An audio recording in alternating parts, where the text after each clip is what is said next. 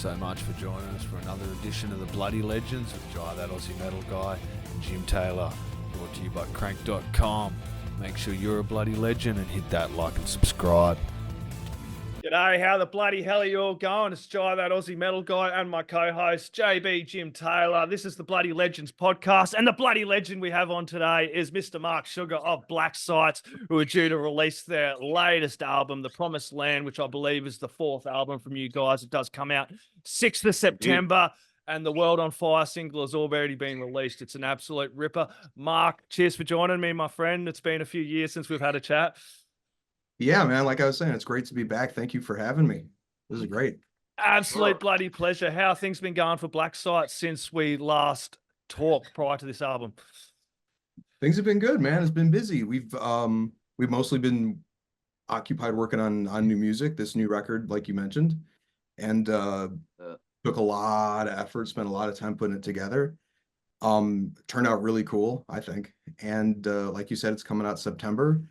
We have a first track out now, World on Fire, and we're just very excited that it exists and for people to finally have a chance to check it out, because I've been talking it up for the last 6 months. Yes, sir. Nice. When did you start working on it after Untrue? So the writing of it kind of happened as we were finishing up Untrue. Like when Untrue was done, it was like, okay, well, this record's done, COVID's over, and the band had kind of fallen apart during COVID. Like we didn't have a drummer, we didn't have a bass player.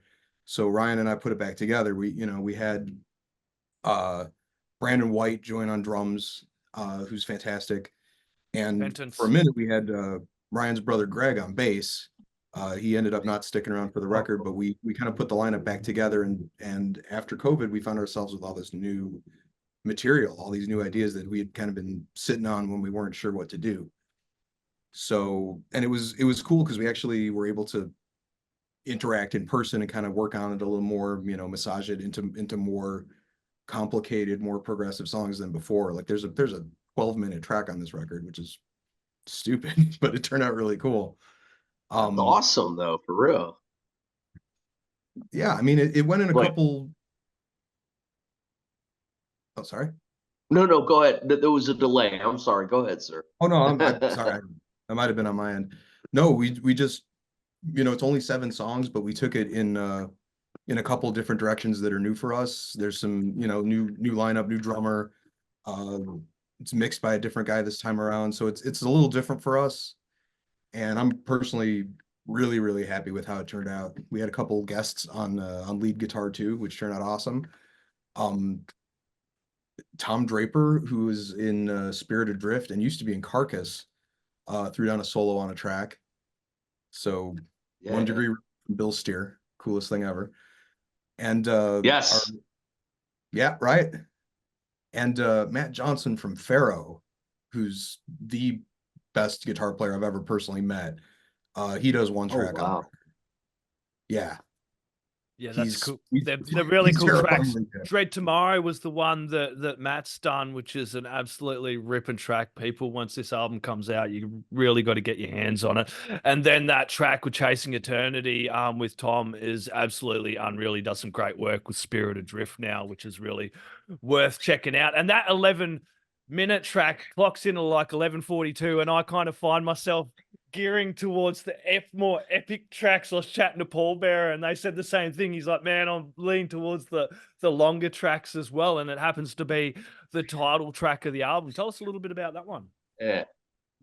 The timing on that track and the title is weird, just because it has certain connotations when you say The Promised Land.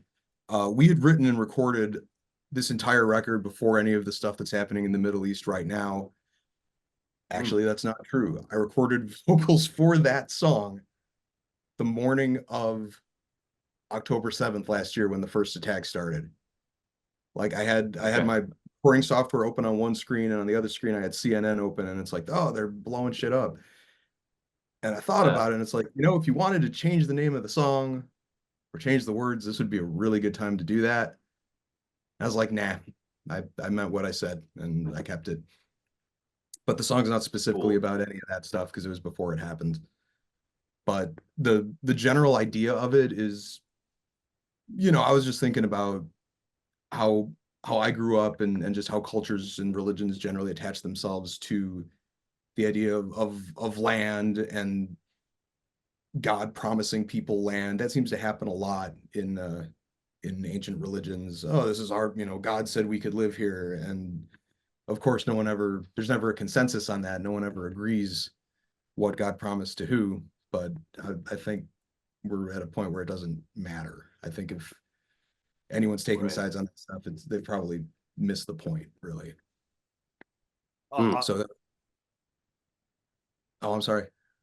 I totally agree. I think people have totally missed the point, and I love the way the wordplay, as you said, the promised land, and it has that question mark. It's like, is it the promised land? And I kind of find this, like, as you said, you started working on this before, but like history repeats itself. Like, you know what I mean? Like Right. what you've written there is like relevant to what is happening in the world at the moment. But this kind of thing always seems to fucking happen where religion is behind all the turmoil and the strife and the crap in the fucking world. And I don't know why they do it, because it's a storybook at the end of the fucking day, people. Sorry, like most of the stories in there are from the Egyptian religions or the Norse pagan religions before, and then adapted and reworded for the Bible to try and bring everyone in. But no, let's not think about that at all.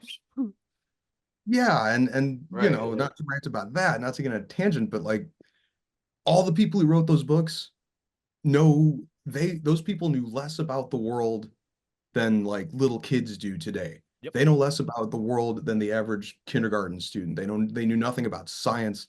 They knew nothing about astrology. They knew nothing about anything. And I don't think we should be waging wars based on that data. I don't think that's worth human life. I don't think we should be fighting over what we think fictional characters said. I mean, yeah, I went there, but it's just a stupid Exactly. thing. Just like we don't make laws based on My Little Pony, Zelda, or fucking Lord of the Rings. We should. I mean, that might be an improvement. It might definitely I- be an improvement. Just base the whole government on Pokemon or whatever. Exactly. So what was it like getting Brandon coming on for drums as well? Because this is the first album he's come in. He comes from kind of Repentance, and it seems like a really good fit with you guys as well, and the sound of this album. He's great, man. We've known him for years. I mean, the Chicago scene is pretty close knit, and everybody knows everybody.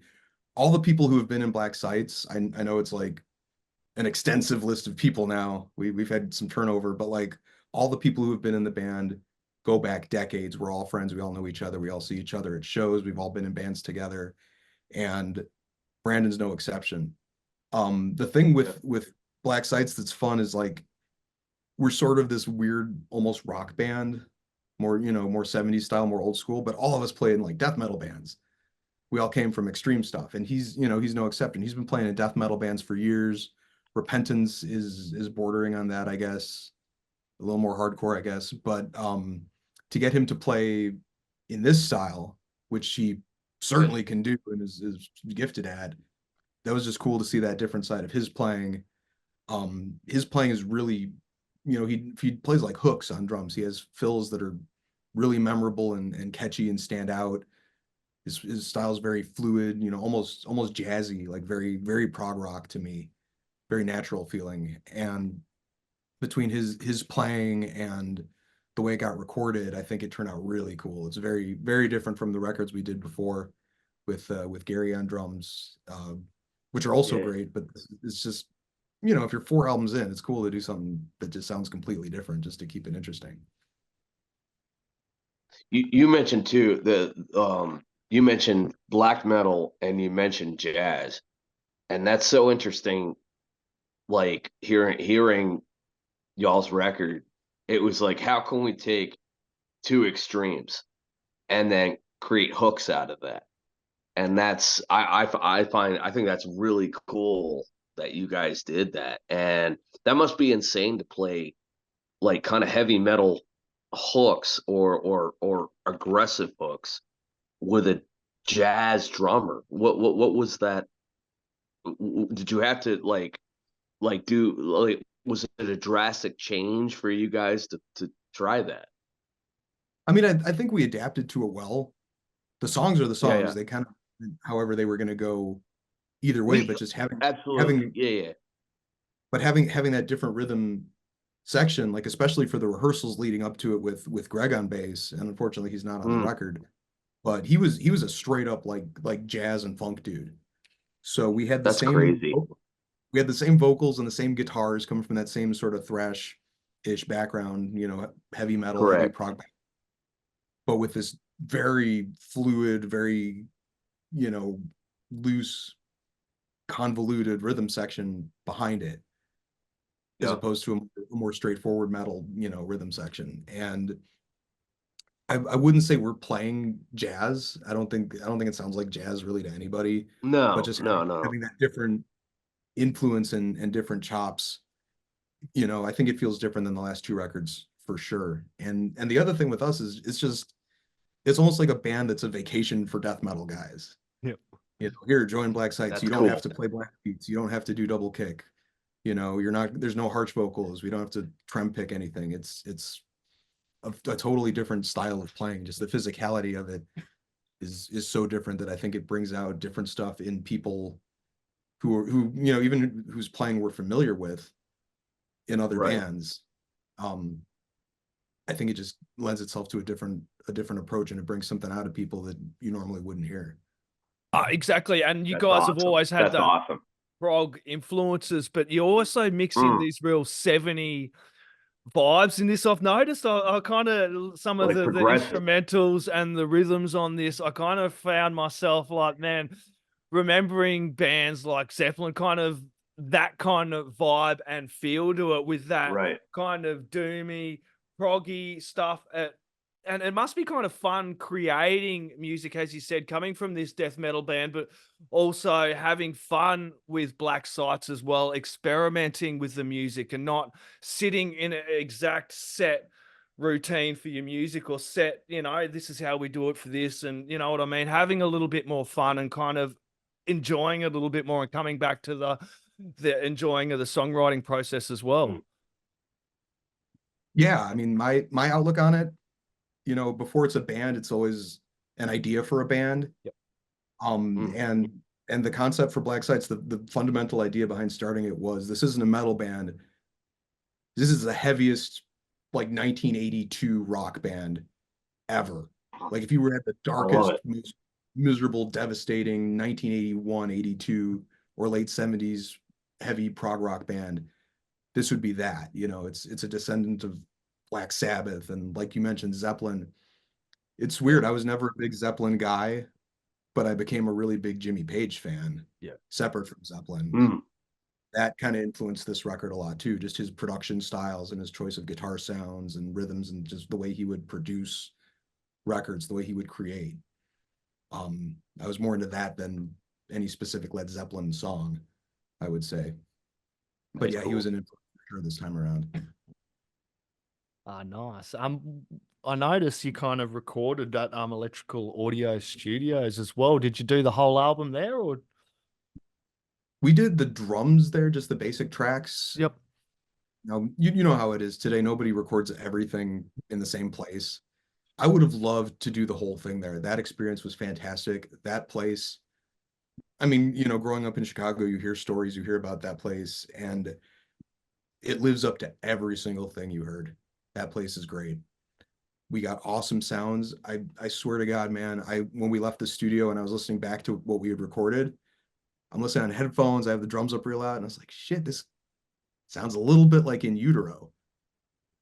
Which was cool. which was not even the same place. That wasn't done there, but it's like Steve Hawkins, you know, whatever magic dust he sprinkles on the equipment, you know, that trickles into the sound of the building and the other people that work there. I mean, we didn't work with him. I'd never met him, but that vibe is still on the record to some extent. And holy shit, does that room sound good? Yeah, well, obviously he was a legend there as well, and the people that worked under him have obviously taken in a lot of that knowledge, and hopefully they can keep, and by the sounds of it, they are carrying his torch forward as well in that studio. So that's really good to see. Yeah, he had a methodology for sure. The guy we worked with, whose name is Taylor Hales, that engineer is he's more of their, I would say, metal guy. to the extent that they have a metal guy. He had done some bands that we're friends with over there. And but no, we worked with him, and it was great because it's, you know, he knows how to get the heavier drum sounds and how to mic things up for a metal/hard rock record, but you still hear that what you came for, you know? It has that punch to it, you know.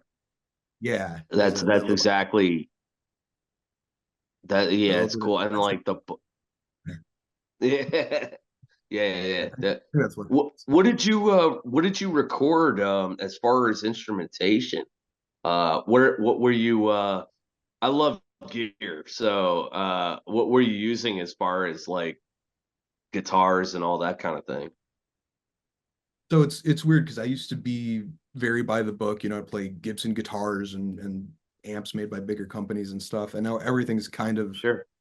off-brand. Check this out. Yeah. Check it. Oh, yeah. So like 90% of the Yeah. record, this guitar. Mm. This is a custom built. I'm not allowed to Look at say that what Explorer. No, we can't No, call it it's that. okay. The lawyers We will can't call it that. come after. This Right, is called exactly. But I'm with you. This guitar is called an Interceptor by a company called HEL. Dude out of Pennsylvania built this. This thing is awesome. Look at that. Oh, Sorry to torture you with this, man, but this yeah, no, I'm coming to visit and I want to play that. let me know, man. Yes, sir. If you make the trip to this place, you can play any guitars you want, man.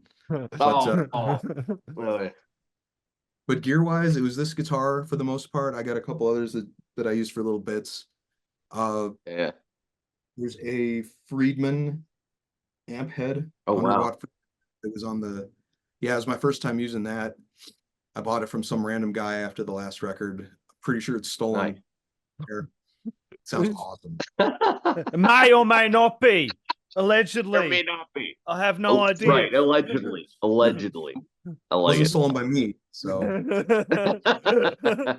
paid the guy for it. It's off the Facebook Marketplace or whatever. Oh yeah, good old Facebook Marketplace. You'd mentioned Gary before. He recently signed to Trouble as well, dude. That was pretty cool, eh? I seen that post up on your page. Yeah, dude. How cool is that, man? Fucking unreal, legendary. I was so happy for him, man. I mean, I'm still jamming with him in our other band. We have a death metal band called Bear Mace. Yep. And he and I are still doing that. But he wrote me about the Trouble thing. And that band, especially here, man, they're just legends. You know, we covered them. I love that band. I grew up listening to them. That's cool. So I was very, very stoked for him to get that call. I think whatever he does with them is going to turn out great. I'm told they're working on something new now. So maybe later this year, maybe next year. I don't know. But it's been a while for Trouble. So whatever they do, I would love to hear it. Yeah, and they dropped those remastered albums a couple of years ago. They did go back and remaster those albums, which I got as well. Were just absolutely unbloody real. It's cool with bands like that coming back, because like for someone like me, sometimes you miss bands like that. I'm kind of my generation. I'm born 1980. You know what I mean? You start kind of, I know Pantera, Fear Factory. That was kind of my starting. So now I love being able to go back to these bands like this and listen to those albums and discover these artists I kind of missed. And I've been listening to so much Doom since I kind of chatted with you as well the last few years. I'm right there with you, man, because I'm more or less the same age as you. And like when we got into metal, it kind of stopped. There was not a lot of great stuff to listen to going forward. Like, okay, the age I'm at, the new thing at the time was black metal. Yep. You know, second wave black metal was coming out. But I was some kid living in the middle of nowhere with no internet. I wasn't going to find that. So there's nowhere to go but backwards. So you start thrash metal, you start listening to Sabbath, you start listening to Blue Oyster Cult, you know, whatever, Dio. And that's always kind of been my mindset, just respecting the classics of that era, because I spent so much time listening to that while the bands that I loved were putting out crappy music in the 90s. Did you find yourself as the weird metal kid, Mark? Like, I used to be the one person to be right into it. I'd go exploring it and I'd hand out mixtapes and shit like that. I'd steal my mum's little tape Right. cassettes and put a little bit of tape over the end of it and record shit off the radio just to catch some of these bands as well, because it was the only way that you could get it, being in a country area as well, and listen to some of these classic albums.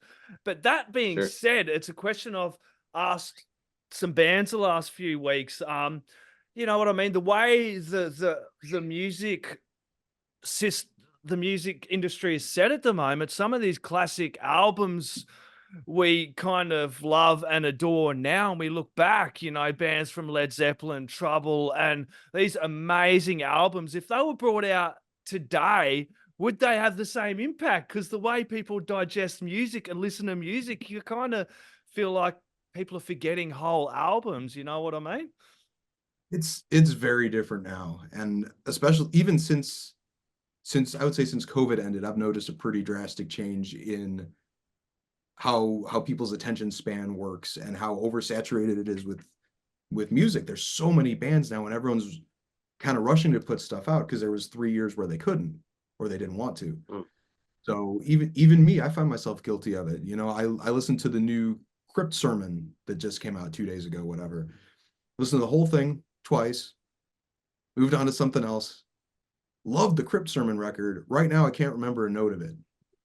I'm gonna have to go back to it and check it out, because you know, stuff just, there's so much music now, and I would, you know, and the way people consume stuff, this record almost became this thing everyone else is doing now, where it's like you just put it out a song at a time, you just do singles digitally or whatever, and you get more attention that way, or you can sustain your buzz or whatever. But I don't think this music works like that.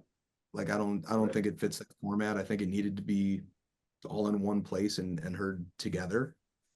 So I'm glad we did it that way, but I could totally see how maybe not everyone will have the stomach for all 45 minutes of it at once, you know?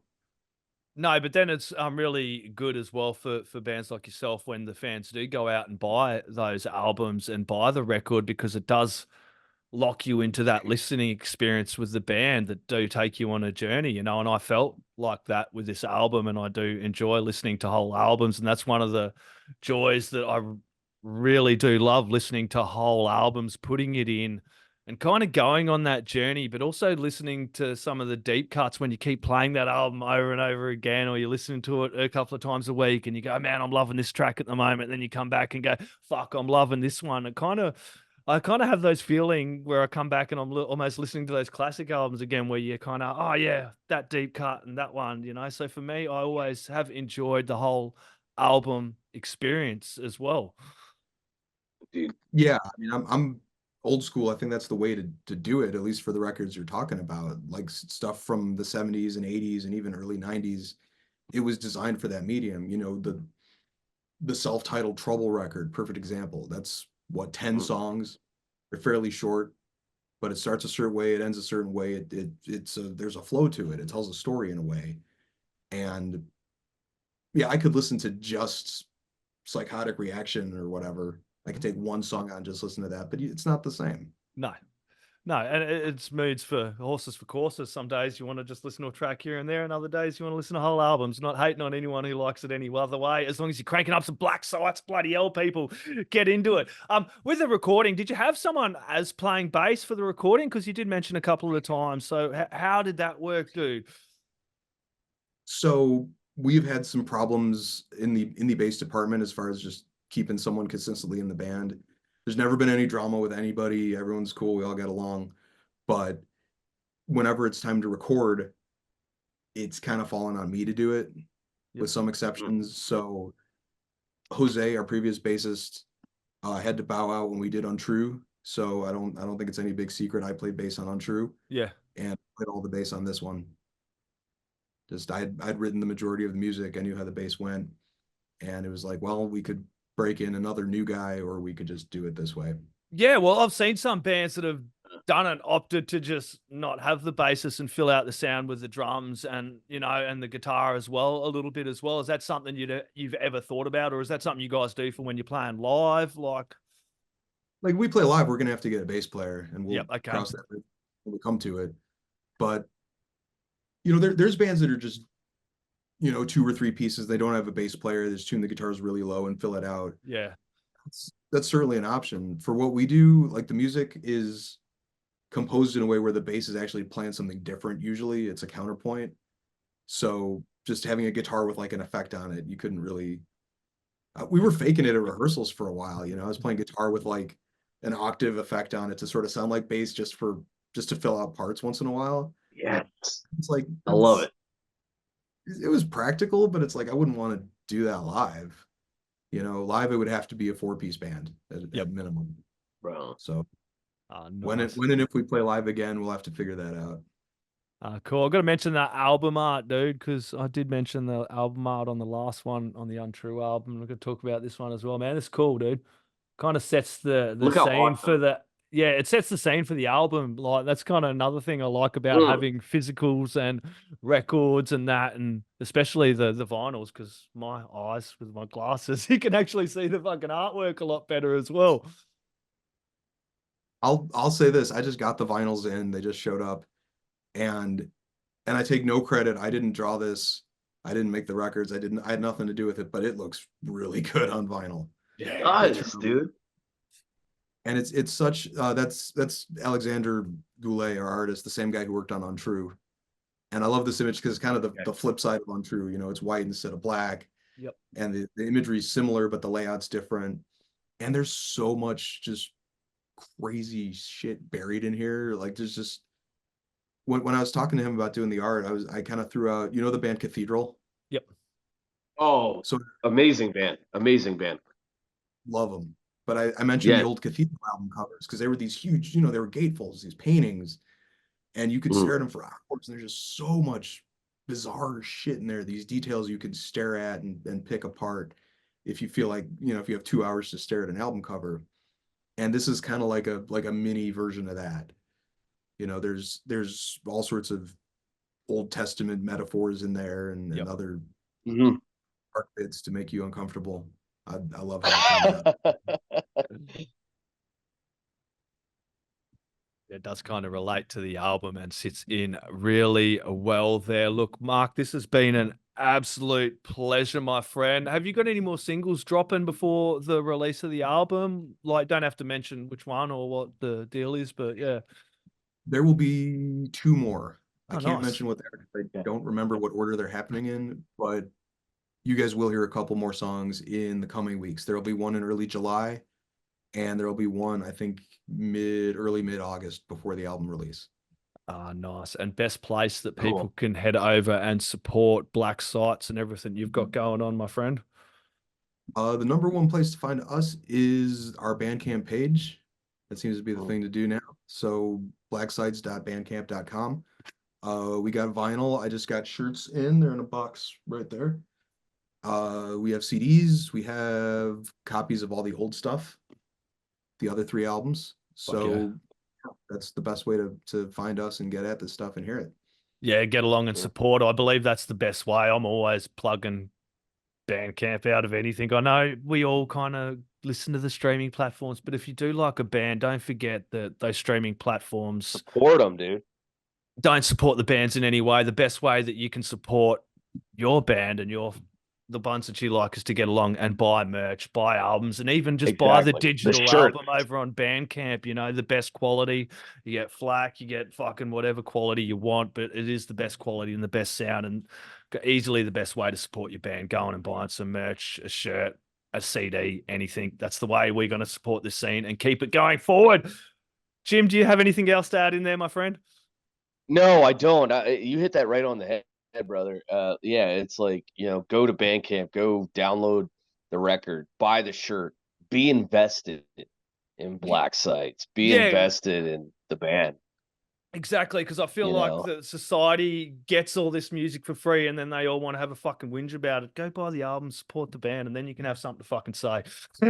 Choice, Mark. This has been an absolute pleasure. Any last words, shout outs, thank yous, or anything else you'd like to add in there, mate? Just want to thank you guys for having me on again. This has been great. Jim, awesome meeting you. And like you said, new album, Promised Land, comes out September 6th. I'm very stoked for all of you to hear it, and I hope you enjoy it. Exactly. Everybody go out, grab some Black Sights, the latest album, The Promised Land, as Mark says, dropped 6th of September. He's got a whole bunch of other stuff out there, including the Monochrome, Exile, and Untrue album, which will come out 2021. The latest single is World on Fire. Everybody get it, put it in the stereos, crank it up really fucking loud. The neighbors are going to want to hear it too. Cheers, mate.